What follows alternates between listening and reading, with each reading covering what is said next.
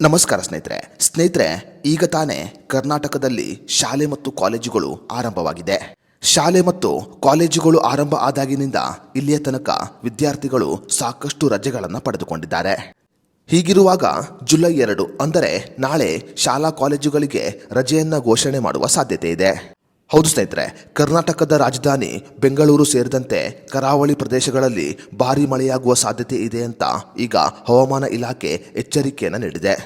ರಾಜಧಾನಿ ಬೆಂಗಳೂರು ಸೇರಿದಂತೆ ಕರಾವಳಿ ಪ್ರದೇಶಗಳಾಗಿರುವ ದಕ್ಷಿಣ ಕನ್ನಡ, ಮಂಗಳೂರು, ಉಡುಪಿ, ಉತ್ತರ ಕನ್ನಡ, ಮಲೆನಾಡು, ಶಿವಮೊಗ್ಗ, ಕೊಡಗು ಮತ್ತು ಚಿಕ್ಕಮಗಳೂರು ಜಿಲ್ಲೆಗಳಲ್ಲಿ ಭಾರೀ ಪ್ರಮಾಣದ ಮಳೆಯಾಗಲಿದೆ ಅಂತ ಹವಾಮಾನ ಇಲಾಖೆ ಈಗ ಎಚ್ಚರಿಕೆಯನ್ನು ನೀಡಿದೆ.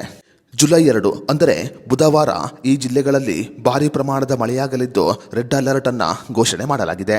ಅದೇ ರೀತಿಯಲ್ಲಿ ಹಾಸನ, ಮಂಡ್ಯ, ಮೈಸೂರು, ರಾಮನಗರ ಮತ್ತು ಬೆಂಗಳೂರು ಗ್ರಾಮಾಂತರ ಜಿಲ್ಲೆಗಳಲ್ಲಿ ಕೂಡ ಬುಧವಾರ ಭಾರೀ ಪ್ರಮಾಣದ ಮಳೆಯಾಗುವ ಸಾಧ್ಯತೆ ಇದೆ ಅಂತ ಹವಾಮಾನ ಇಲಾಖೆ ಎಚ್ಚರಿಕೆಯನ್ನು ನೀಡಿದೆ.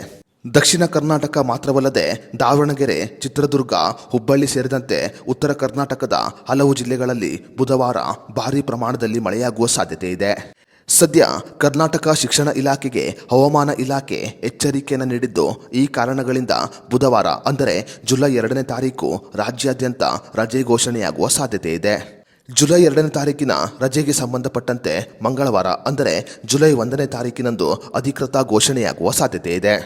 ಹವಾಮಾನ ಇಲಾಖೆಯ ಎಚ್ಚರಿಕೆಯ ಕಾರಣ ಕರ್ನಾಟಕ ರಾಜ್ಯ ಶಿಕ್ಷಣ ಇಲಾಖೆ ಬುಧವಾರ ಅಂದರೆ ಜುಲೈ 2ನೇ ತಾರೀಕಿನಂದು ರಜೆಯನ್ನು ಘೋಷಣೆ ಮಾಡುವ ಸಾಧ್ಯತೆ ಇದೆ.